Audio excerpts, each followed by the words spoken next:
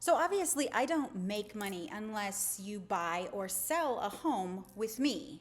But honestly, it's not always the right time for you to buy a home or sell a home. And my goal is to find out if now is the right time for you.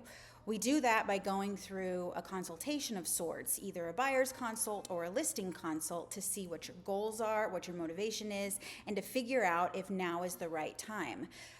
If we figure out that now isn't the right time, then we need a plan of action so that we can get you ready to do what you want to do. Or we need a plan of action to pivot to do something completely different. Now, let's talk about the selling side of it. A lot of times when you talk to a realtor, their only goal is going to be to convince you that it's time to sell. But let's say you've missed a few payments. Maybe it's not time to sell. There are other options that can get you out of trouble so that you can move forward, either keeping the house, or if it does turn out that you need to sell, we can help you sell it. Let's say you're planning on moving to another state, or you're planning on moving just, within the same state, and you think you need to sell in order to buy your next home. There might be an option for you to keep your home and either rent it out or use it in a different way so that you can continue to build equity. If you're worried that you think you need the money from the sale of your home, there's always the option to pull out your equity and use the equity towards your next home.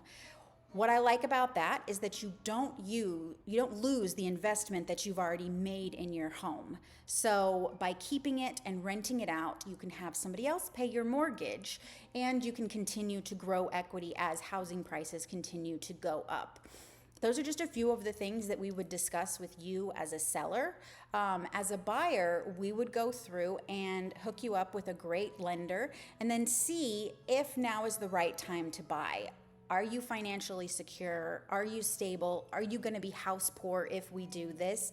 And if it's not the right time, then we can come up with a plan with this lender, usually within about 6 months, to figure out what you need to do to become the best buyer possible. That way you're not getting into a home that you love, but then maybe losing it or feeling like you can't do anything else because you need to pay for that home. I like to tell my buyers that first year that you own the home, you're likely to have quite a few things that you have to pay for. You might need new furniture. You might have an issue with the air conditioning. You might have an issue with any of the appliances.